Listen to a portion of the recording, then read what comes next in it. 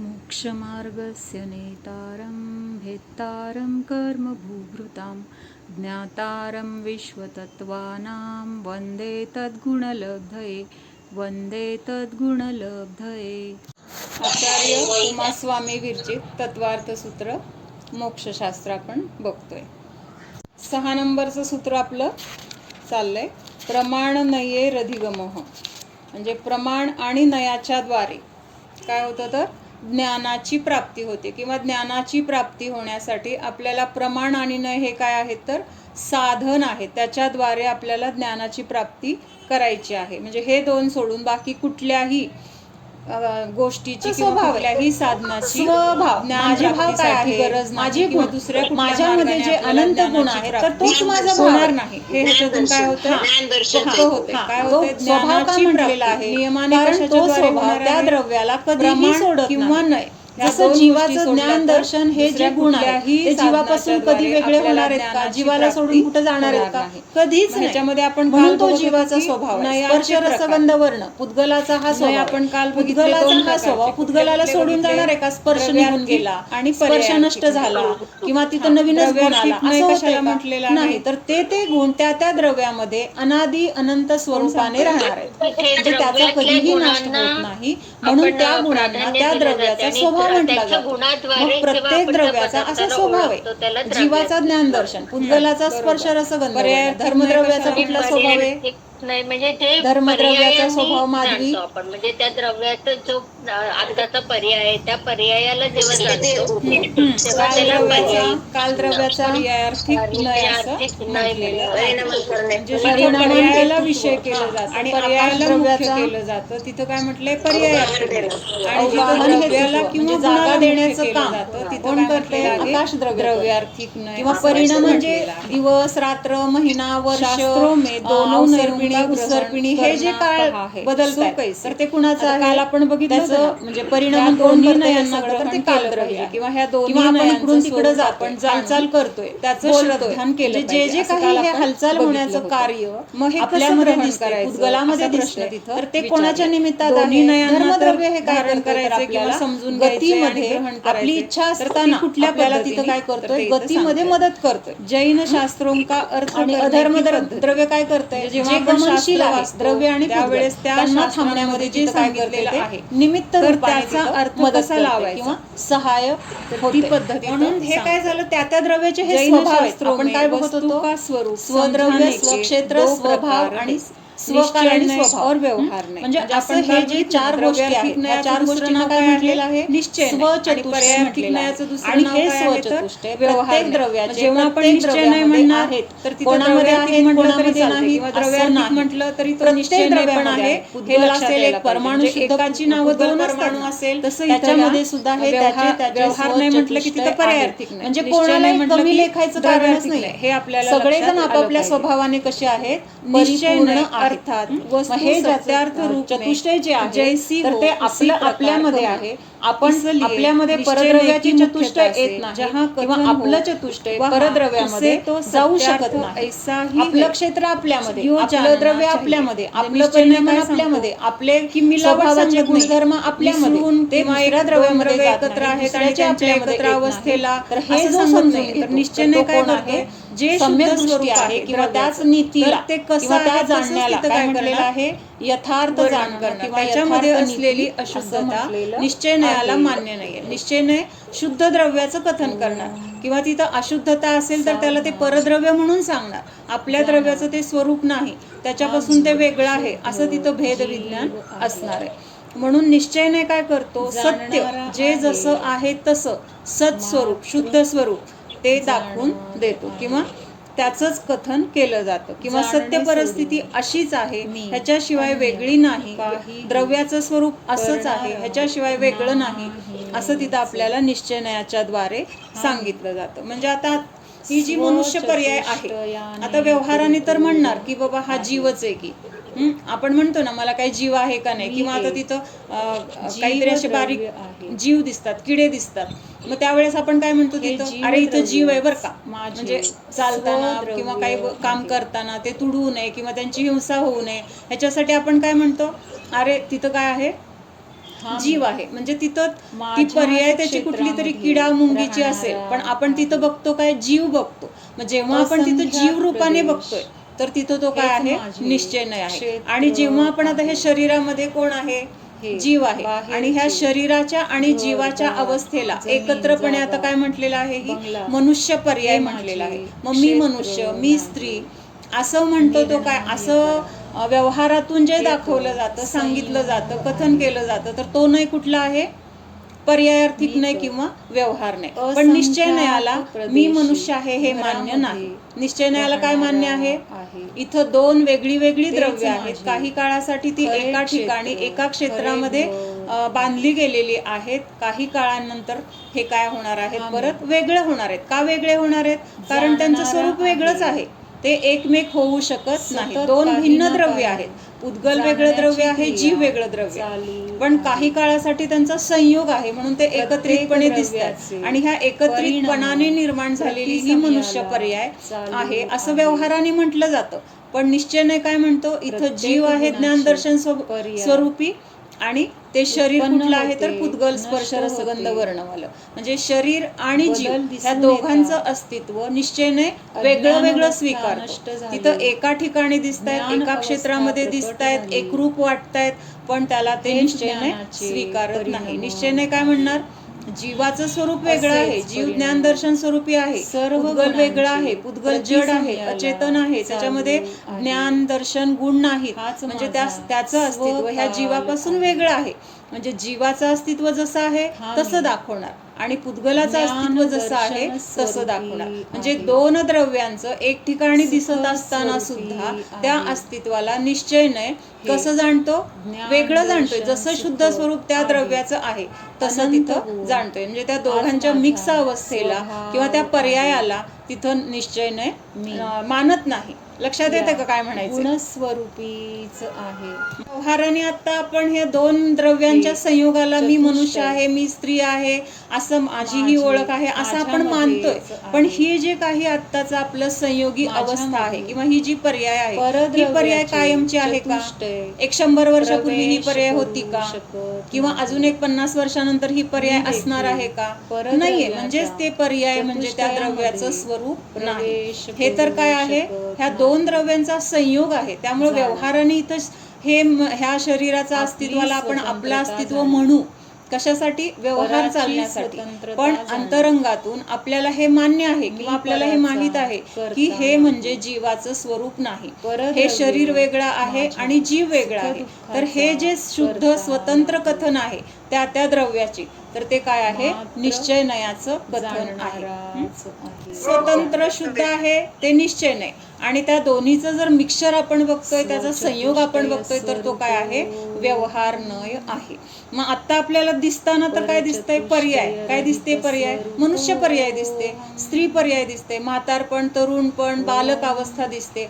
मग ह्या सगळ्या पर्याय म्हणजे व्यवहारनयाने बघितले जातात. पण खरं तर बघितलं तर ह्याच्यामध्ये असलेला जो जीव आहे, तर त्या जीवाचं ह्या पर्यायाशी काहीही संबंध नाही. तो एक संयोग आहे. काही काळापुरतं तिथं ते एकत्रित दिसतंय आपल्याला, पण ते एकत्रित त्याचं स्वरूप नाही.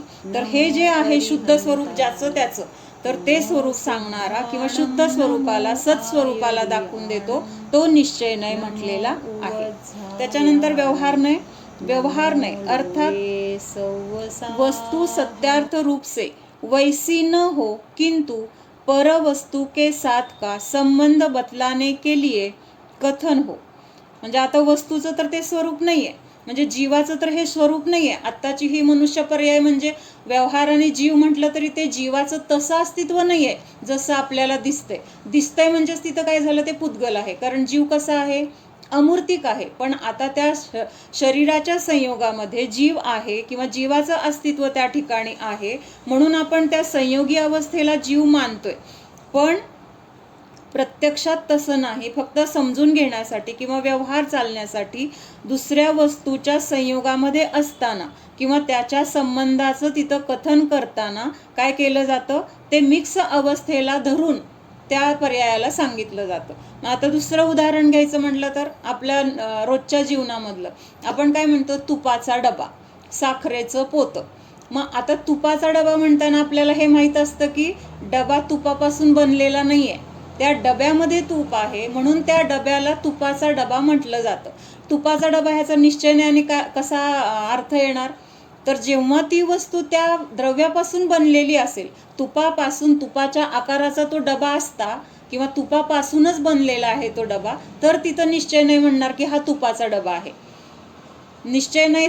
आता आहे तर खरा हा स्टीलचा डबा, आणि त्या स्टीलच्या डब्यामध्ये आपण तूप ठेवले आणि आपल्याला म्हणताना काय म्हणतोय आपण, हा तुपाचा डबा आहे. किंवा हे साखरेचं पोतं आहे. आता साखरेपासून ते पोतं बनलेलं आहे का, ज्या पोत्यामध्ये आपण साखर भरलेली आहे, त्या भरलेल्या म्हणजे त्या साखरे भरलेल्या ज्याच्यामध्ये जे पोतं आहे, तर ते पोतं कशापासून बनलेलं आहे, त्या नारळाच्या झाडापासून ते बनवलेलं आहे. त्याच्यामध्ये साखरेचा अंश सुद्धा नाही, पण त्या पोत्यामध्ये ती साखर भरलेली आहे, त्यामुळे त्या पोत्यावर आरोप काय केला, हे साखरेचं पोतं. म्हणजे हे कशासाठी आहे, व्यवहार चालण्यासाठी आहे. नाहीतर आपण जर म्हणलं ते पोतं घेऊन ये, आता तिथे 4 प्रकारची पोती आहेत, मग कुठलं पोतं आणायचं, कसं कळणार आपल्याला. किंवा आता डबा आपल्याला पाहिजे तुपाचा, सगळे समान आहेत तिथं डबे, मग आपल्याला तर साखरेचा पाहिजे, तुपाचा पाहिजे का अजून लाडूचा पाहिजे, हे आपल्याला कसं कळणार. नुसतं स्टीलचा डबा आणा म्हटलं तर आपल्याला काही कळणार नाही. पण जेव्हा म्हणणार की बाबा तुपाचा डबा आणा, म्हणजे व्यवहार चालण्यासाठी आपल्याला असे आरोप करावे लागतात. आरोप म्हणजे काय, तिथं आपल्याला खोटं असं नाही, पण ते व्यवहार लक्षात येण्यासाठी किंवा व्यवहार व्यवस्थित चालण्यासाठी तिथं गोंधळ न होऊ नये म्हणून असं बोललं जातं. किंवा हे जे काही बोलण्याचा प्रकार आहे तर त्याला काय म्हटलेलं आहे, व्यवहार नाही. लक्षात येतंय, हे सोपं आहे उदाहरण. मग तसं हे शरीर आहे.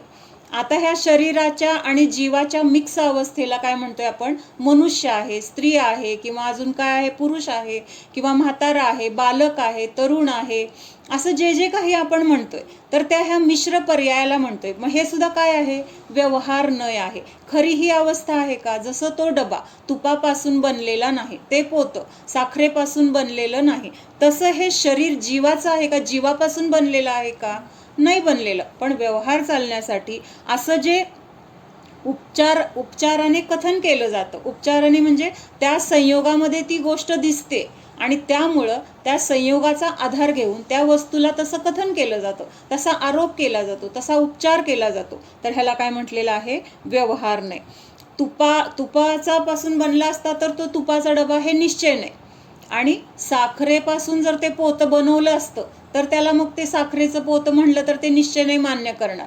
पण तिथं पोतं आहे नारळाच्या झाडापासून बनवलेलं, त्याच्यात भरली साखर, आणि ते साखरेचं पोतं म्हणलं तर निश्चय नाही काय म्हणणार, पोतं वेगळं आहे, साखर वेगळी आहे. कारण 2 द्रव्य वेगळी वेगळी आहेत, त्या दोघांचे गुणधर्म वेगळे आहेत, त्यांचे गुण वेगळे आहेत, त्यांचा उपयोग वेगळा आहे. हे सगळं आपल्याला कोण सांगतं, निश्चय नाही. म्हणून काय सांगितलंय, निश्चय नाही काय करतो, जसं आहे तसं कथन करतो. त्याच्यामध्ये मिलावट, मिक्सर किंवा अजून काय असं संयोग, मिश्रण निश्चयनयाला मान्य नाही. निश्चयने शुद्ध स्वरूपाला दाखवून देतो आणि व्यवहार नाही काय करतो, अशा मिश्रणाला एकत्रितपणे दुसऱ्याच नावाने तिथं म्हटलं जातं. म्हणजे ते सुद्धा काय आहे तर व्यवहार चालण्यासाठी. जैसे घी का घड़ा, यद्यपि घड़ा घी का नहीं किंतु मिट्टी का है, तथापि घी और घड़ा दोनों एक साथ है. आता त्या डब्यामध्ये ते तूप ठेवलंय म्हणून तुपाचं क्षेत्र आणि त्या डब्याचं क्षेत्र एकच झालं, म्हणून तिथं काय म्हटलंय, दोनों एक साथ है. वह बताने के लिए उसे घी का घड़ा कहा जाता है. मग इथं परत आपण हे तर व्यवहारामध्ये आपण सगळं रोजच्या जीवनामध्ये जगतोय, असं बोलतोय किंवा असं बोलायचं असतं हे आपल्याला माहीत आहे, ते तसं नाही हे पण आपल्याला माहीत आहे. म्हणजेच आपण काय करतोय, तुपाचा डबा म्हणत असताना त्या डब्यामध्ये तूप आहे असं जाणतोय, न की तो डबा तुपापासून बनलेला आहे.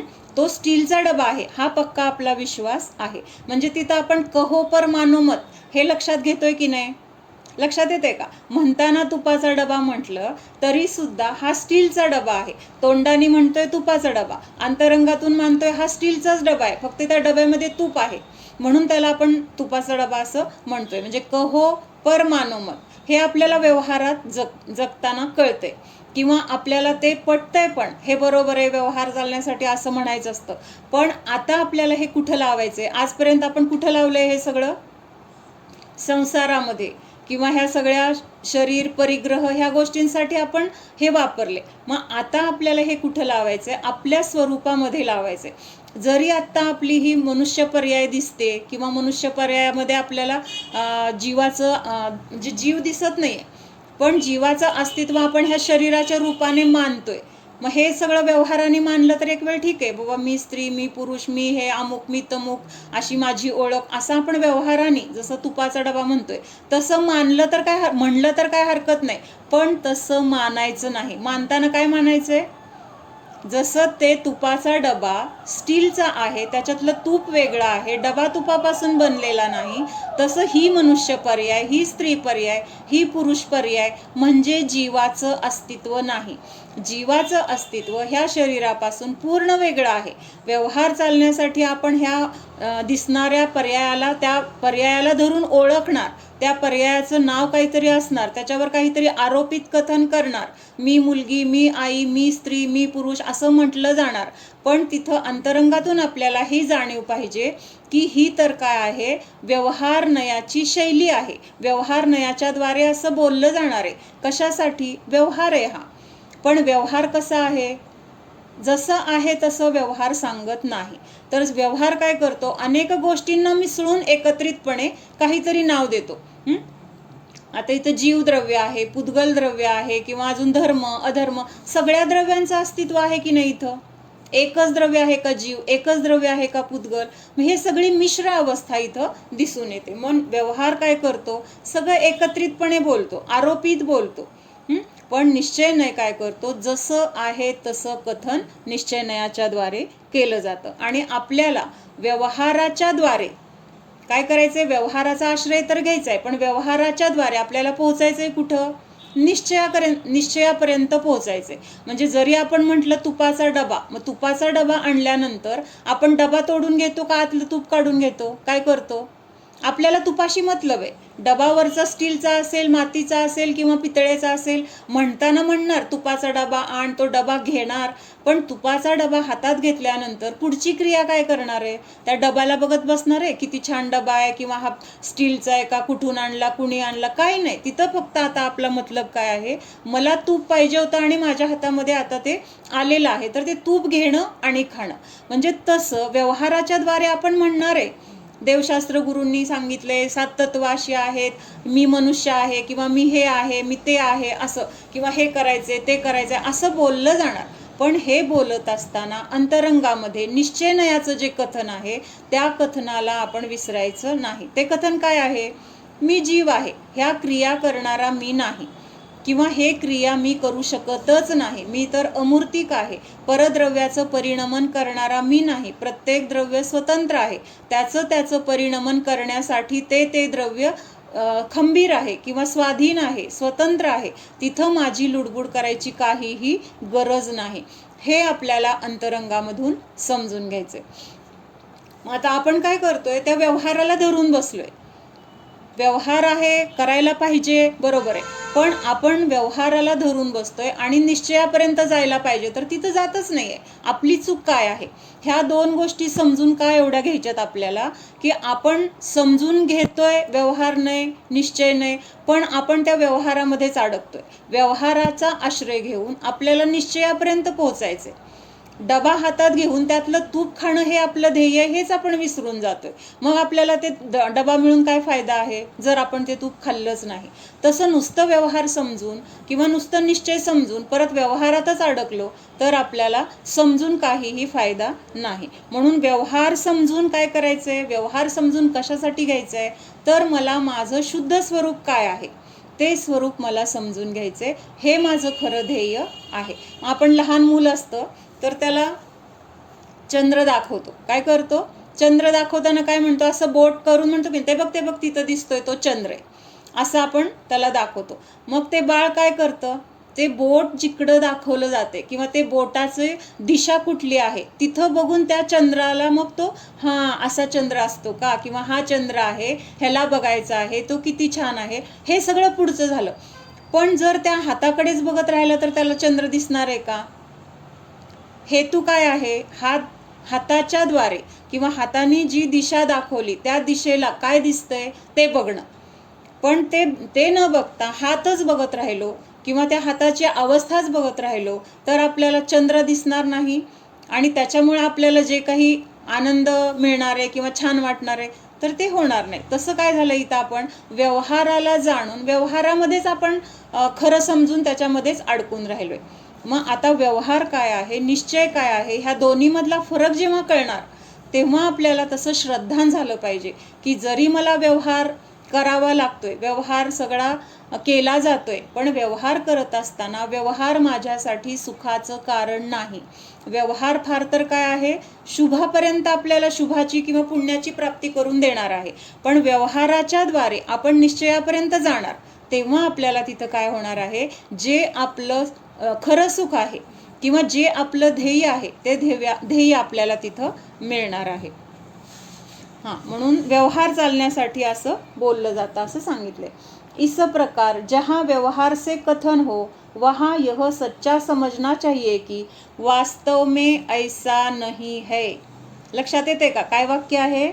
म्हणजे जरी व्यवहाराने सांगितलं की हे असं आहे किंवा असं समजा किंवा ह्याचं स्वरूप असं दिसतंय, असं व्यवहाराने जरी म्हटलं गेलं तरी निश्चयाने काय समजायचं आहे, वास्तव में ऐसा नहीं है. म्हणजे वास्तवमध्ये काय आहे तर अनेक द्रव्य एका ठिकाणी आलेले आहेत किंवा अनेक गोष्टींचं हे मिश्रण दिसते, ते वास्तविक स्वरूप नाही. किंतु निमित्तादि बतलाने के लिए उपचार से वैसा कथन है. म्हणजे आता तिथं डबा संयोगामध्ये दिसतोय म्हणून त्या डब्यालाच तिथं काय म्हटलंय, तुपाचा डबा म्हटलंय. म्हणजे तो डबा काय झाला तिथं आता आपल्या त्या संयोगामध्ये आहे म्हणून तिथं तसं आरोपित कथन करण्यासाठी त्या डब्याला तुपाचा डबा म्हटलं गेलं. पण वास्तविक स्वरूप काय आहे, डबा वेगळा आहे, तूप वेगळा आहे. डबा स्टीलचा आहे, तूप काय आहे तर आपल्याला जे प्रयोजन, आपल्याला जे पाहिजे ती वस्तू आहे. डब्याशी आपल्याला देणं घेणं नाही, पण त्या तुपाला सांभाळण्यासाठी ते डबा घेतलेला आहे किंवा तूप ठेवण्यासाठी डब्याचा वापर केलेला आहे. म्हणजे व्यवहार पण आपल्याला गरजेचा आहे. व्यवहार नसला तर निश्चयापर्यंत आपण जाऊच शकणार नाही. कळते का? व्यवहाराचं पण महत्त्व आहे, पण व्यवहाराचं महत्त्व कुठंपर्यंत आहे, जोपर्यंत आपण आपल्या घरात पोहोचत नाही तोपर्यंत त्या व्यवहाराचं महत्त्व आहे. एकदा आपल्याला तूप हातात खायला मिळाल्यानंतर तो डबा परत बघणं किंवा त्या डब्याची माहिती काढणं, डब्याला तिथं काय गोंजारणं, ह्या गोष्टीची गरज राहणार आहे का? आपलं हेतू तूप मिळवणं आहे. तसं आपलं हेतू काय आहे की माझ्या आत्मस्वरूपाला प्राप्त करणं, माझ्या आत्मस्वरूपामध्ये जे सुख आहे त्या सुखाचं काय करणं, अनुभव करणं. ह्याच्यासाठी आपण काय करतोय, हे व्यवहार आणि निश्चय समजतोय. म्हणजे व्यवहाराच्या द्वारे आपल्याला जायचंय कुठं, निश्चय पकडायचा आहे किंवा निश्चय नय आपल्याला काय सांगतो ते कथन आपल्याला तिथं काय करायचंय, महत्त्वाचं आहे म्हणून जाणून घ्यायचंय. दोनों नयों के कथन को सत्यार्थ जानना अर्थात इस प्रकार भी है और इस प्रकार भी है ऐसा मानना सो भ्रम है. म्हणजे आता व्यवहाराने जे सांगितलं ते पण बरोबर आहे, निश्चयाने सांगितलं ते पण बरोबर आहे. म्हणजे कसं, व्यवहार हा तसं म्हटलं तर व्यवहाराला असत्यार्थ, अभूतार्थ असं म्हटलंय. म्हणजे व्यवहार जे सांगतो ते खरं नाही सांगत आहे, खरं पूर्ण नाही आहे, त्याच्यामध्ये काहीतरी मिसळ आहे, अशुद्धता आहे. त्यामुळं तिथं काय झालेलं आहे, काही अंशाने त्याला जरी तिथं व्यवहार चालण्यासाठी मानलं जाते किंवा बोललं जाते, केलं जाते, पण खरं स्वरूप, शुद्ध स्वरूप निश्चयनयाकडेच आहे किंवा निश्चयनयच आपल्याला दाखवून देतो. त्यामुळं जर ह्या दोन्ही गोष्टीला आपण समान किंमत दिली किंवा समान त्याचं महत्त्व आहे असं जर मानलं तर तो काय आहे, मग मिथ्यात्व आहे किंवा तो भ्रम आहे असं सांगतायत. लक्षात येतंय? महत्वाचं आहे का तूप महत्वाचं आहे आपल्याला? महत्वाचं काय आहे, चंद्र महत्वाचं आहे का बोट महत्वाचं आहे? काही अंशाने बोट पण महत्वाचं आहे, काही अंशाने डबा पण महत्वाचा आहे, पण त्याच्याद्वारे आपल्याला जे प्राप्त करायचंय ते जास्त महत्वाचं आहे. लक्षात येतंय? जे पाहिजे ते महत्वाचं जास्त आहे आणि त्याच्यासाठी आपण ह्या गोष्टीचं काय करतोय, अवलंबन घेतोय. इसलिए निश्चय कथन को सत्यार्थ जानना चाहिए, व्यवहार कथन को नहीं. प्रत्युत यह समझना चाहिए कि वह निमित्तादि को बतलाने वाला उपचार कथन है. उपचार म्हणजे आपण व्यवहारामध्ये कसे मॅनर्स वगैरे किंवा शिष्टाचार पाळतो, पण तिथं आपण कसं असतं ते वरवर असतं की नाही, सगळं बोलणं, कुठं गेलो आलो, कोण समोर गाठ पडलं, आपण बोलताना कसं बोलतो, अगदी म्हणजे काय म्हणतो मॅनर्स वगैरे, पण अंतरंगातून तिथं अटॅच असतो का तेवढं? नाही आहे. तसं व्यवहार करत असताना त्या व्यवहाराशी जोडलं जायचं नाही आहे. व्यवहार कसा आहे हे आपल्याला आतून माहीत पाहिजे. एखादी व्यक्ती आहे, काय आहे, काही चांगली नाही आहे ती व्यक्ती, पण एखाद्या कामासाठी तिची आपल्याला कधीतरी मदत होते किंवा तिथं आपल्याला त्याची गरज पडते. मग आपण त्या व्यक्तीला भेटल्यानंतर खूप छान बोलतोय, पण बोलत असताना मनात काय भाव आहे की काय ही व्यक्ती अशीच आहे, ही व्यक्ती तशीच आहे, आणि आता काय बोलावं लागते. का बोलावं लागते? कधीतरी आपल्याला वेळ प्रसंगी कामासाठी म्हणा काय निमित्ताने एकत्र यावं लागतंय, तर आपले संबंध चांगलं असणं गरजेचं आहे. म्हणजे इथं हा काय आहे, व्यवहार आहे. तिथं त्या व्यक्तीवर आपली माया आहे का? जशी आपली आपल्या घरामध्ये असलेल्या मुलाबाळांशी असते किंवा आपल्या नातेवाईकांशी असते, तशी तिथं माया आहे का? नाही आहे. पण तिथं बोलताना आपण अगदी छान बोलतोय. मग व्यवहार असा आहे. व्यवहार खोटा आहे, व्यवहार खरा नाही आहे. खरं काय आहे तर निश्चय खरा आहे. म्हणून सांगितले की ह्या व्यवहाराला जसं आहे तसं म्हणजे खरं समजू नका, तर काय आहे त्याचं सगळं नीट समजून मग ते व्यवहाराला किती महत्त्व द्यायचं आहे किंवा महत्त्वाचं काय आहे हे आपल्या लक्षात आलं पाहिजे. आता आपल्याला असं भेटल्यानंतर असे भाव नाहीत करायचे, पण समजून घेण्यासाठी हे सांगितलं. प्रत्यक्षात जरी एखादी व्यक्ती आपल्याला वाईट आहे किंवा त्याची वागणं चुकीचं असेल, काय असेल, त्यावेळेस आपल्याला त्याच्याबद्दल तिरस्कार मनामध्ये ठेवायचा नाही. ज्याचं त्याचं जसं असेल तसं, त्याचे विचार, त्याचं काय करणं वागणं त्याच्याबरोबर आहे. आपण त्याला वाईट म्हणून किंवा आपण त्याच्याबद्दल मनामध्ये तिरस्कार ठेवून आपल्यासाठी ते काय आहे तर कर्मबंधाला कारण आहे. त्यामुळं आहे कसं ते समजून घ्यायचे, पण त्याच्याबद्दल राग द्वेष किंवा तिरस्कार अशा गोष्टी आता आपल्याला करायच्या नाहीत. त्या दृष्टिके नाही. पान नंबर 32 आहे, 22 नंबरचा पॉईंट आहे. आता मिथ्यादृष्टी जो आहे तर त्याचा दृष्टिकोन किंवा त्याची बघण्याची दृष्टी कशी आहे ते सांगतायत. जो मनुष्य शरीर को अपना मानता है और ऐसा मानता है कि मैं मनुष्य हूँ, जो शरीर है वह मैं हूँ अथवा शरीर मेरा है, अर्थात जीव शरीर का कोई कार्य कर सकता है, ऐसा मानने वाला जीव आत्मा और अनंत रजकणों को एक रूप मानने के कारण अर्थात अनंत के मिलाप को एक मानने के कारण मिथ्या दृष्टी है. आता अनंत रजकण ह्याचा अर्थ काय घ्यायचा इथं कोण सांगतंय? म्हणजे काय? रजकण म्हणजे पुद्गल, पुद्गल द्रव्य आहे. मग हे शरीर जे आहे त्या शरीर मध्ये किती पुद्गल द्रव्य आहेत? एकच पुद्गल द्रव्य आहे का? आपलं जे शरीर आहे, प्रत्येकाने आपला आपला विचार करा, आपल्याला प्राप्त झालेलं जे शरीर आहे ते एकाच पुद्गलापासून बनलेलं आहे का? किती पुद्गल आहेत ह्या शरीरामध्ये? अनंत पुद्गल द्रव्य आहेत. किती?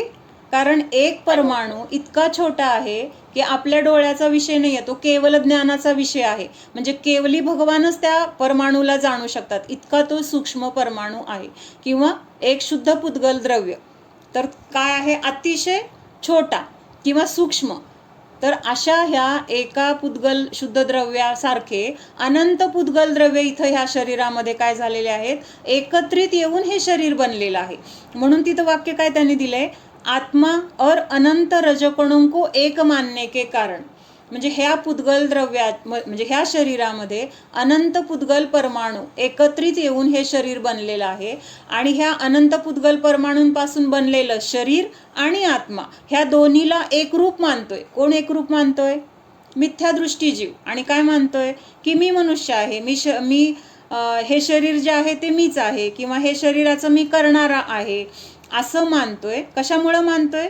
तर त्याला हे वेगळं वाटतच नाही आहे. ते दोन्हींच्या अवस्थेला तो काय मानतोय? एक मी जीवच आहे. म्हणजे शरीर आणि जीवाची अशी एकरूप मनुष्य पर्याय जी आत्ता आपल्याला प्राप्त आहे त्या पर्यायाला बघून काय मानतोय? की हे म्हणजेच माझं अस्तित्व, हे वेगळं आणि माझं जीवाचं अस्तित्व वेगळं आहे असं तो मानत नाही. त्यामुळे त्याला काय म्हटलेलं आहे? मिथ्यादृष्टी म्हटलेलं आहे. उसका ज्ञान भी यथार्थ में कुनय है. म्हणजे ते नय सुद्धा कसा झाला? मिथ्या नय झाला किंवा काय म्हटले? नयाभास झाला असं म्हटलेलं आहे. म्हणजे नयासारखा तर वाटतोय पण नय नाही. म्हणजे आभास आहे. आभास काय असतो? वाटतं पण असत नाही. तसं हे नय काय आहे, आभास आहे. कुठला? की ह्या शरीर आणि जीवाच्या संयोगाला एकरूप मानून त्याचा कर्ता मानणं किंवा ते माझं अस्तित्व आहे असं मानणं, तर हे सगळं काय आहे, मिथ्यादृष्टीचं लक्षण आहे. ऐसी मान्यतापूर्वक प्रवर्तना की मैं मनुष्य हूँ, यह उसका मिथ्या दृष्टि का व्यवहार है, इसलिए वह व्यवहार कुनय है. वास्तव में तो उस व्यवहार को निश्चय मानता है. म्हणजे जे खोटं आहे त्यालाच तो खरं मानतोय. निश्चय म्हणजे काय? खरं. आणि व्यवहार म्हणजे काय? खोटं. मग आता ही जी शरीराची अवस्था आहे ती शुद्ध अवस्था आहे का जीवाची? का पुद्गलाची तरी शुद्ध अवस्था आहे का? नाही. जिथं दोन पुद्गलच एकत्रित आले तिथंच त्या पुद्गल द्रव्याला काय म्हटलेलं आहे? अशुद्ध झाला असं म्हटलेलं आहे. दोन पुद्गल द्रव्यांचा संयोग, दोन किंवा दोनपेक्षा अधिक पुद्गल द्रव्य एकत्रित येऊन जो काही स्कंद बनतो तर त्याला सुद्धा काय म्हटलेलं आहे? अशुद्ध पुद्गल द्रव्य म्हटलेलं आहे. म्हणजे शुद्धता कुठं आहे? जेव्हा तो एक पुद्गल परमाणू स्वतंत्र रूपाने वावरतोय किंवा स्वतंत्र आहे, कुठल्याही दुसऱ्या पुद्गलाशी त्याचा संयोग झालेला नाही, तेव्हा तिथं त्याला शुद्ध म्हटलेलं आहे. तसं हा जीव कधी शुद्ध म्हटला जाईल?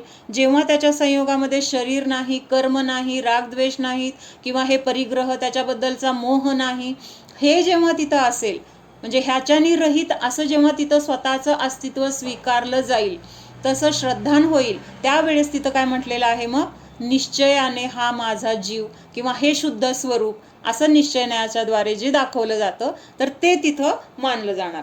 पण इथं काय करतोय? व्यवहाराने हे जे मिक्स पर्याय दिसते तर त्या पर्यायालाच तो खरं समजतोय, हेच जीवाचं स्वरूप आहे असं मानतोय. म्हणून काय म्हटलंय? व्यवहाराला तो निश्चय मानतो. जैसे जो शरीर है सो मैं हूँ, यह दृष्टांत शरीर पर है. नहीं, इस दृष्टांत में शरीर पर है, वह जीव के साथ मात्र एक क्षेत्रावगाही है, तथापि उसको अपना रूप माना, इसलिए उसने व्यवहार को निश्चय समझा. म्हणजे आता चुकून आपण काहीतरी दुसऱ्याला समजतो ना, अरे मला वाटलं ती ही व्यक्ती आहे काय की, असताना तर दुसरी व्यक्ती आहे, पण आपण काय समजतो? त्याच्यासारखी आहे म्हणजे तीच आहे असं आपला तिथं काय होतो? तर समज होऊन जातो. तसं इथं ह्या मिथ्यादृष्टीचा समज काय झालाय?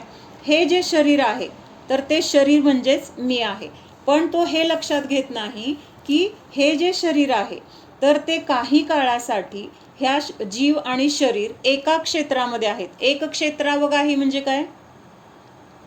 एक क्षेत्रावगाही कशाला म्हणायचंय? एक क्षेत्र में रहते हुए भी अलग अलग है, क्षेत्रामध्येच राहणार जीव आणि पुद्गल. हा, म्हणजे दोन वेगळी वेगळी द्रव्य आहेत, पण काही काळासाठी ती द्रव्य काय झालेली आहेत? एका क्षेत्रामध्ये बांधली गेलेली आहेत किंवा एका क्षेत्रामध्ये काही काळासाठी अशी आहेत की त्याला आपण वेगळं करू शकत नाही. कोणाचं म्यूट नाहीये? म्यूट करा. अशी असतात की त्याला आपण वेगळं करू शकत नाही. त्याचं वेळ आल्यानंतर ते ऑटोमॅटिक वेगळं होणार आहेत. पण आत्ता आपल्याला ह्या शरीराला वेगळं करायचं जीवापासून म्हटलं तर करू शकणार आहे का आपण? नाही. ते एक क्षेत्रामध्ये काही काळासाठी बांधले गेलेले आहेत. वह ऐसा भी मानता है जो मैं हूँ सो शरीर है, इसलिए उसने निश्चय को व्यवहार माना है. जो ऐसा मानता है कि पर द्रव्यों का मैं कुछ कर सकता हूँ और पर अपने को लाभ नुकसान कर सकता है, वह मिथ्या दृष्टी है, एकांती है.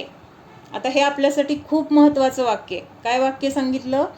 जो ऐसा मानता है कि पर द्रव्यों का मैं कुछ कर सकता हूँ और पर अपने को लाभ नुकसान कर सकता है, वह मिथ्या दृष्टी है. काय महत्त्वाचं आहे ह्याच्यामध्ये? मी परद्रव्याचं करणारा. ह्याच्यामध्ये काय झालं? जे परद्रव्य आहे त्या परद्रव्याला आपण स्वतंत्र समजत नाहीये. त्या परद्रव्याचं परिणमन त्याच्या योग्यतेने होणार आहे हे आपण स्वीकारत नाहीये. आपण काय म्हणतोय? मी त्याचा करता, मी त्याला असं करणार, मी असं केलं तर झालं असतं, मी नाही केलं म्हणून झालं नाही, असं तिथं आपण काय करतोय? वेगळ्या वेगळ्या कल्पना करतोय आणि आपण दुःखी होतोय. का दुःखी होतोय? तर प्रत्येक द्रव्याचं जे स्वतंत्रता आहे त्या स्वतंत्रतेला आपण स्वीकारत नाही. म्हणून परद्रव्यों का मैं कुछ कर सकता हूँ अशी आपली मान्यता अनादी काळापासून आहे. ही कर्ता बुद्धी आहे. काय बुद्धी आहे? कर्ता बुद्धी म्हणजे मी करणारा. आपण जे जे जे जे काही आपल्या संयोगामध्ये वाटतंय आपल्याला की मी केलं, मी करणार, माझ्यामुळं होणार, तर हे सगळं काय आहेत, फक्त आपल्या कल्पना आहेत. आपण प्रत्यक्ष त्या वस्तूचं एक अंशाने सुद्धा परिणमन करू शकत नाही, एक अंशाने सुद्धा त्याच्यामध्ये बदल करू शकत नाही. पण ही मान्यता त्या मिथ्यादृष्टीची नाही. तो काय म्हणतोय, मी काहीतरी करणार आहे आणि त्याच्यापेक्षा पुढे जाऊन अजून पर अपने को लाभ नुकसान कर सकता है, म्हणजे जे परद्रव्य आहे तर ते माझ्यासाठी सुख करणारं आहे किंवा त्याच्यामुळं मला दुःख झालं, त्यांनी मला दुःख दिलं, त्यांनी मला त्रास दिला, त्याच्यामुळं माझं नुकसान झालं. जे जे काही असे विचार आपल्या मनामध्ये येतात तर ते सगळे विचार काय आहेत, मग मिथ्या आहेत. म्हणजे एक खालची आपली पाया जर चुकला तर त्या पायावर उभारलेले सगळे किंवा त्या पायावर आधारित असलेले सगळं जे जे काही आहे तर ते सगळं सुद्धा काय आहे, चुकीचं होणार आहे. का चुकीचं होणार आहे, तर आपण परद्रव्याची स्वतंत्रता स्वीकारली नाही. परद्रव्याचं कर्तृत्व आपण स्वतः तरी घेतलं किंवा दुसऱ्याला तरी दिलं, किंवा परद्रव्यामुळं मी सुखी, माझ्यामुळं परद्रव्य सुखी, परद्रव्यामुळं मी दुःखी, माझ्यामुळं परद्रव्य दुःखी. म्हणजे असं कुठल्या ना कुठल्या कल्पनेच्या द्वारे आपण स्वतःला बाहेरच्या संयोगामुळं, परद्रव्यामुळं सुखी तरी मानतोय किंवा दुःखी तरी होतोय. हे जास्त आपल्याला जीवनामध्ये ह्या गोष्टीचंच दुःख आहे. त्याच्यामुळं असं झालं, त्याच्यामुळं तसं झालं, त्यांनी असं म्हणलं, त्यांनी तसं म्हणलं, एखाद्या शब्दाला घेऊन आपण किती ते डोक्यात ठेवून बसतो, त्याचाच विचार करत राहतो. प्रत्यक्षात अनुकूलता खूप आहे आपल्याला, पण त्या अनुकूलतेकडे आपलं लक्ष नसतं आणि कुठली तरी एक छोटीशी गोष्ट धरून आपण आहे त्या सुखापासून पण वंचित होतो. मग काल का आज कधीतरी ऐकलं मी की सुमत प्रकाशजींचं ऐकलं असं की आपण म्हणतो की शरीर वेगळं आहे, मी वेगळं आहे, किंवा शरीर जाणत नाही, त्याच्यामध्ये ज्ञान नाही, जीव जाणतो वगैरे. हे ज्ञान आपल्याला झालंय एवढं तर ज्ञान आहे आपल्याला की आपण म्हणतो हा म्हणजे बरोबर आहे, देवशास्त्र गुरु सांगतात ते बरोबर आहे, किंवा मी ह्या सगळ्यापासून भिन्न आहे, असं सगळं आपण ज्ञानाच्या द्वारे सगळं जाणतोय. पण जेव्हा एखादी गोष्ट घडते, कुणीतरी आपल्याला काहीतरी म्हणलं, आता कुणाला म्हटलं ती गोष्ट, कुणाला धरून म्हटली, जीवाकडे बघून म्हणली का शरीराकडे बघून म्हणली. समजा एखाद्या वेड्याने आपल्याला शिवीच दिली, आपण रस्त्यातून चाललो होतो आणि त्याने आपल्याला शिवी दिली आणि आपण काय म्हणतो, त्याने मला शिवी दिली, त्याने मला शिवी दिली. कुणाला बघून दिली, एकतर तो वेडा आहे म्हणजे त्याला समजत नाही आपण काय बोलतोय हे त्याचं त्याला समजत नाही, आणि आपण त्याच्यापेक्षा वेडे की आपण ते मला बोललोय म्हणून आपण दुःखी होतोय. पण जर विचार केला की बोललंय कुणाकडे बघून, शरीराकडे बघून त्यांनी शिवी दिली, मग शरीर कोण आहे, शरीर म्हणजे मी आहे का, नाही. मी तर कसा आहे, अरूपी आहे. म्हणजे ज्यांनी शिवी दिली त्याला माझं रूप दिसलंय का, जीवाचं अस्तित्व त्याला कळलंय का, त्यांनी तर शरीराकडे बघून शिवी दिली आहे. आणि जो जीव आहे तर त्या जीवाला त्या कोण काय म्हटलं ह्याच्याशी काही देणं घेणंच नाही आहे. म्हणजे एकतर शरीराला काय झालंय, शिवी दिली तर शरीराला कळत नाही आहे, आणि आपण मानतोय त्या शरीराकडे बघून त्यांनी शिवी दिली आणि मानतोय काय, मला शिवी दिली. म्हणजे किती पद्धतीने सगळ्या गोष्टी आहेत आणि आपण काय करतोय, सगळ्या एकत्र मिसळून आपण तसं मानतोय. मलाच शिवी दिली, मलाच मध्ये कोण आलं, जीव आला, पण मानतोय काय, शरीराकडे बघून त्यांनी शिवी दिली. शरीराला दिली असं म्हणून जर आपण विचार केला तर आपला काही संबंध आहे का, पण आपण म्हणतोय मला शिवी दिली, म्हणजे आपण शरीराला मी मानतोय की नाही, लक्षात येते का. मग आपल्याला तिथं ज्ञान आहे की शरीर वेगळे, जीव वेगळे. एक उदाहरण म्हणून समजून घ्या बरं का. म्हणजे प्रत्येकाच्या आयुष्यामध्ये काय काय गोष्टी असतात ज्याचं त्याला माहीत असतं. मग त्या गोष्टी आपण तिथं लावायच्यात. का लावायच्यात, की आपण कुठं आहोत, आपल्याला काय समजले आणि त्याचा आपण आपल्या जीवनामध्ये वापर करतोय का, किंवा कितीपर्यंत आपण वापरायला शिकलोय, अजून आपल्याला किती खोल जायचे, ह्या गोष्टीसाठी हे उदाहरण घेतले. लक्षात येते का. म्हणजे ज्ञान आहे, जीव वेगळा, शरीर वेगळं. मग जर शरीराला बघून कोणी काही म्हटलं, कुणीतरी ह्या निंदा केली, कुणीतरी आपल्याला जे केलं नाही तो आरोप केला, चोरी केली नाही मी चोरी केली म्हणून मला कुणीतरी म्हटलं, मग आता चोरी मी केलीच नाही किंवा जीव चोरी करूच शकत नाही, किंवा हे शरीर माझं नाही, शरीरापासून मी वेगळा आहे, हे भेदविज्ञान असेल तर माझी कोणी निंदा केली, माझ्यावर कोणी आरोप केले, मला तिथं दुःख होणार का, शेजाऱ्याची कुणी निंदा केली, शेजाऱ्याला कुणी वाईट म्हटलं, त्याला शिव्या दिल्या, आपण दुःखी होतो का? आपण का दुःखी होत नाही त्यावेळेस? शेजाऱ्याला शिवी दिली ना, शेजाऱ्याला तो चांगला असताना पण त्याची निंदा केली आहे, तो चांगला असताना पण त्याच्यावर खोटे आरोप केलेत, मग आपण दुःखी होतो का? किंवा किती दुःखी होतो आपण? किती दुःखी होतो आपण? 50%, 25%, 100% का 0%? नाही शेजाऱ्याला दिले म्हणजे आपण कसं इकडं ऐकतो आणि इकडं सोडून देतो, आपल्या आपल्या कामात आपण असं हे करून जातो की आपल्याला ती गोष्ट पण आठवत नाही परत. पण तीच गोष्ट आपल्या बाबतीत जर घडली तर आपण ती गोष्ट कायम मनात ठेवून बसतो का? तर ह्या पर्यायाला आपण मी मानतोय. म्हणून इथं भेद विज्ञान काय करायचं? शरीर म्हणजे कोण आहे कश्मीरा? शरीर कोण आहे? आत्ताच्या ज्या उदाहरणातून सांगितलं तो शब्द पाहिजे मला. शरीर कोण आहे? शेजारी आहे. शरीर शेजारी आहे. मग ह्या शेजाऱ्याला तुम्ही चांगलं म्हणलं काय, ह्याला वाईट म्हणलं काय, मला काय त्याचा फायदा किंवा नुकसान आहे? त्या शेजाऱ्याचं खूप कौतुक झालं, त्या शेजाऱ्याला काहीतरी बक्षीस मिळालं, आपल्याला आनंद होतो का? होतो का आपल्याला आनंद? त्याचा फायदा झाला तरी होत नाही, त्याचं नुकसान झालं तरी दुःख होत नाही का? तर शेजारी आहे, माझा काय संबंध आहे? तसं ह्या शरीराशी माझा काय संबंध आहे? काय संबंध आहे? विचार केला तर आपल्याला हे पटतंय. मग जे पटलंय ते आपल्याला व्यवहारामध्ये किंवा रोजच्या आचरणामध्ये आणण्यासाठी प्रयत्न करायचा आहे की बाबा काय घडलं ना, हां ठीक आहे, मी जाणलं, शेजाऱ्याला बोललंय, मला तर काही कोणी बोललं नाही, किंवा शेजारच आहे, माझं तर ह्या जीवाला तर काही नाही आहे, जीव काही करतच नाही आहे, जीव काही करू शकत नाही, जीवाने काही चूक केलेली नाही, जीवाने काय केलंय? जाणण्याचं काम केलंय. मग हे फक्त जाणण्याचंच काम आपण चालू ठेवलं तर तिथे आपल्याला राग द्वेष होणार नाहीत, माझी निंदा झाली म्हणून मला दुःख होणार नाही, माझ्या मनामध्ये ते राहून मला परत परत त्याचा त्रास होणार नाही. संपलं. शेजाऱ्याला म्हटलंय ना, संपला विषय तिथंच. जसं शेजाऱ्याचं काय घडलेलं बघतो आणि आपल्या आपल्या घरात येऊन आपल्या कामामध्ये आपण रमून जातो, तसं तिथं ह्या शरीराचं काय झालंय, त्याला कोणी काय म्हटलंय, माझा काय संबंध आहे, असा विचार करून आपण आपल्या स्वतःच्या स्वरूपाला जाणलं तर आपल्याला तिथं दुःखच होणार नाही. म्हणून मिथ्यादृष्टीची ही जी मान्यता आहे ती का चुकीची आहे?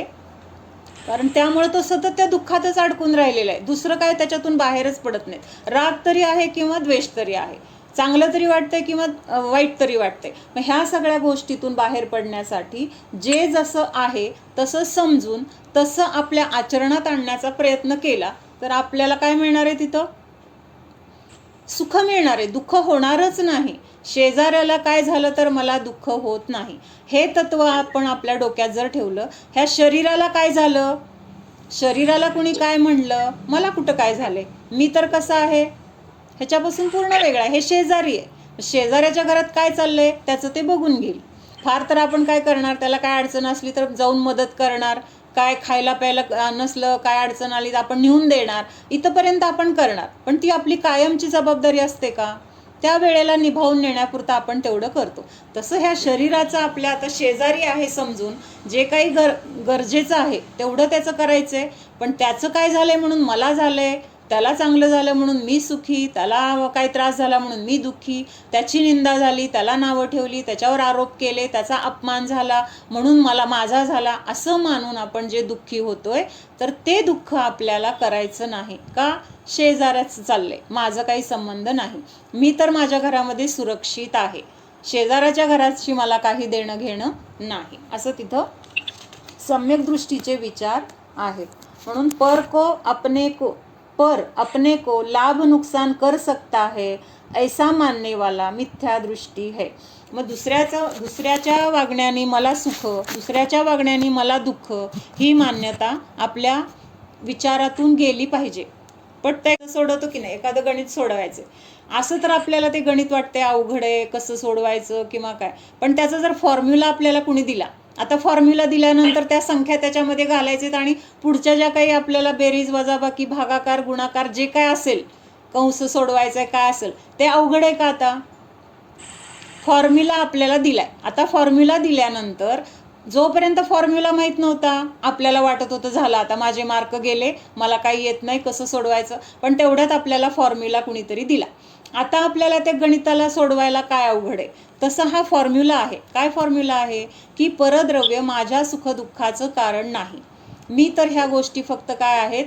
जाणणारा आहे. परद्रव्य मला काय सुखी पण करू शकणार नाही, दुःखी पण करू शकणार नाही. मग त्यांनी केलं, त्यांनी काय हालचाल केली, त्यांनी काय हावभाव केले, त्यांनी काय शब्द उच्चारले, त्याला बघून मी दुःखी का व्हायचं? शेजाऱ्याच्या घरात आग लागली, शेजाऱ्याच्या घरात काहीतरी चांगली वस्तू आली, मला त्याच्यात सुखदुःख मानण्याचं काय? मला फायदा काय? ती वस्तू मला मिळणार आहे? किंवा त्याचं जळलं म्हणून माझं नुकसान होणार आहे? काहीच नाही आहे. मी तर फक्त काय आहे? शेजारी म्हणून जाणणारा आहे. त्याच्यामध्ये माझं सुख दुःख राहिलेलं नाही. हां, सम्यक दृष्टी काय समजतोय ते सांगतायत आता. समस्त सम्यक विद्या के मूलभूत अपने भगवान आत्मा के स्वभाव को प्राप्त होना, आत्म स्वभाव की भावना में जुटना और स्वद्रव्य में एकता के बल से आत्म स्वभाव में स्थिरता बढ़ाना, सो सम्यक अनेकांत दृष्टी है. आता ही मिथ्या दृष्टी बघितला आपण. शरीराला मी मानतोय, प्राप्त संयोगाला माझं मानतोय, किंवा मी करणारा मानतोय, त्याच्यामुळं मी सुखी दुःखी मानतोय. मग त्याच्या उलट काय आहे? सम्यक दृष्टीची मान्यता आहे. त्याला शरीरापासून असं जे वेगळं माझं आत्मस्वरूप आहे, तर ते आत्मस्वरूपाचं त्याला ज्ञान आहे. त्या स्वरूपाला मला प्राप्त करायचे, त्याच्यामध्ये मला लीन राहायचे, तेच माझं खरं काय आहे? तर सुखाचं कारण आहे. असं तिथं काय आहे? तर हे जे जाणणं आहे, हे जे श्रद्धान आहे, तर तेच काय आहे? सम्यक अनेकांत दृष्टी है. सम्यक दृष्टी जीव अपने एकरूप ध्रुव स्वभाव रूप आत्मा का आश्रय करता है, वह उसका निश्चय सुनय है. मग हे जे बाहेरचं परद्रव्य, संयोग, संयोगी भाव, त्याला सोडून जे माझं आहे त्याचा आश्रय घेणं, त्याच्यामध्ये रमणे, त्याच्यासाठीच आपलं काय करणे? पुरुषार्थ करणे, तर हे सगळं काय आहे? तर निश्चय सुनय है. अचलित चैतन्य विलास रूप जो आत्मव्यवहार शुद्ध पर्याय प्रकट करता है, सो उनका व्यवहार सुनय है. आणि असं समजून की माझं स्वरूप तर असं आहे, आणि असं स्वरूप समजून व्यवहारामध्ये त्याच्याकडून जे काही केलं जाते, तर तो व्यवहार सुद्धा कसा असणार आहे? सुव्यवहार म्हटला जाईल. कारण त्या व्यवहारातून त्याला दुसऱ्याला कुणाला दुःख व्हायचे भाव नाही आहेत.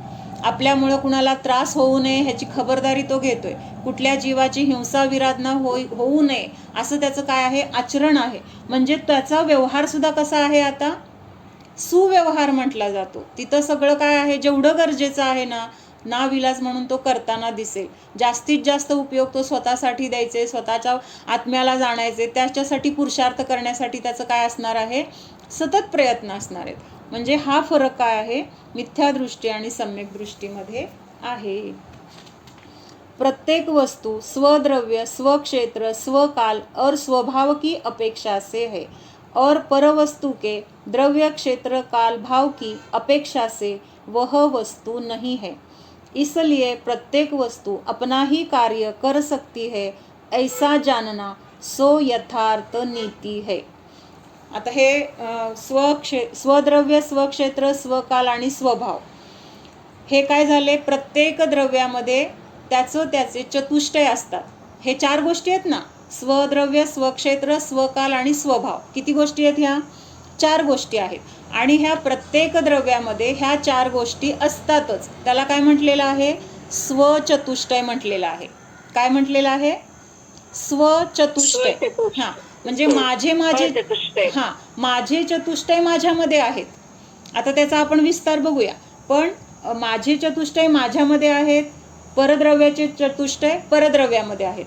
म्हणजे त्याचे चतुष्टय माझ्यामध्ये येणार नाहीत, माझे चतुष्टय परद्रव्यामध्ये जाऊ शकणार नाहीत. म्हणून काय सांगितलंय की माझे हे चतुष्टय माझ्या स्वभावाच्या अपेक्षेने आहेत, आणि परद्रव्याचे त्याच्या स्वभावाच्या अपेक्षेने आहेत. परद्रव्याचे चतुष्टय माझ्यामध्ये नाहीत, किंवा माझे चतुष्टय परद्रव्यामध्ये जाऊ शकत नाहीत. असं जो जाणतो तर तोच काय आहे? यथार्थ जाणणारा आहे. आता स्वद्रव्य म्हणजे काय? स्वद्रव्य म्हणजे काय? वेगळे आहेत की नाही? मग आत्ताचं हे वेगळं जाणणं आहे. म्हणजे इथं काय झालं? परिणमन झालं. ज्ञानगुणाचं परिणमन चालू आहे सतत. म्हणजे आता झालं म्हणजे बंद पडलं असं नाही. आता परत नवीन जाणतोय. म्हणजे असं काय होतंय तिथं? जाणणं जाणणं जाणणं चालू आहे. म्हणजे त्या जाणण्यामध्ये बदल आहे की नाही, पण जे आधी जाणत होतो आत्ता दुसरंच जाणतोय, परत थोड्या वेळाने दुसरंच जाणणार. म्हणजे हे परिणमन जे बदल होतोय जाणण्यामध्ये, तर त्यालाच काय म्हटलेलं आहे, स्वकाल म्हटलेलं आहे. आता स्वभाव तुम्ही मला सांगायचे, बरोबर सांगायचे, स्वभाव म्हणजे काय? हा, जीवाचा स्वभाव ग. स्वभाव म्हणजे काय आहे? ज्ञान दर्शन हा जीवाचा स्वभाव आहे. स्वभाव, माझे भाव काय आहेत? माझे गुण, माझ्यामध्ये जे अनंत गुण आहेत, तर तोच माझा भाव आहे. हा, तो स्वभाव का म्हटलेला आहे? कारण तो स्वभाव त्या द्रव्याला कधीही सोडत नाही. जसं जीवाचं ज्ञान दर्शन हे जे गुण आहेत, ते जीवापासून कधी वेगळे होणार आहेत का? जीवाला सोडून कुठं जाणार आहेत का? कधीच नाही. म्हणून तो जीवाचा स्वभाव आहे. स्पर्श रसगंध वर्ण, पुद्गलाचा हा स्वभाव आहे. पुद्गलाचा हा स्वभाव पुद्गलाला सोडून जाणार आहे का? स्पर्श निघून गेला, स्पर्श नष्ट झाला, किंवा तिथं नवीनच गुण आला, असं होतंय का? नाही. तर ते गुण त्या त्या द्रव्यामध्ये अनादी अनंत स्वरूपाने राहणार आहेत. म्हणजे त्याचा कधीही नाश होत नाही. म्हणून त्या गुणांना त्या द्रव्याचा स्वभाव म्हटला जातो. मग प्रत्येक द्रव्याचा असा स्वभाव आहे. जीवाचा ज्ञान दर्शन, पुद्गलाचा स्पर्श रसगंध वर्ण. धर्मद्रव्याचा कुठला स्वभाव आहे? धर्मद्रव्याचा स्वभाव माधवी, प्रेमन. सर्व गुणांचे प्रतिसमयाला चालू आहे. हाच माझा स्वकाल आहे. हा मी ज्ञान दर्शन स्वरूपी आहे, सुख स्वरूपी आहे. हे ज्ञान दर्शन सुख आदी अनंत गुण हाच माझा स्वभाव आहे. मी या गुणस्वरूपीच आहे. हे चतुष्टय माझ्यामध्येच आहे. माझ्यामध्ये परद्रव्याचे चतुष्टय प्रवेश करू शकत नाहीत. मी देखील परद्रव्याच्या चतुष्टयामध्ये प्रवेश करू शकत नाही. जाणा, आपली स्वतंत्रता जाणा, पराची स्वतंत्रता जाणा. मी पराचा करता नाही. परद्रव्य माझ्या सुखदुःखाचा करता नाही, मात्र जाणणाराच आहे. जाणा. स्वचतुष्टय स्वरूपोऽहम्, परचतुष्टय रहित स्वरूपोऽहम्. ओम विसर्जन. नमो अरिहंताणं, नमो सिद्धाणं, नमो आयर्याणं, नमो उवज्झायाणं, नमो लोये सव्वसाहुणं. नमो अरिहंताणं, नमो सिद्धाणं, नमो आयर्याणं, नमो उवज्झायाणं, नमो लोये सव्वसाहुणं.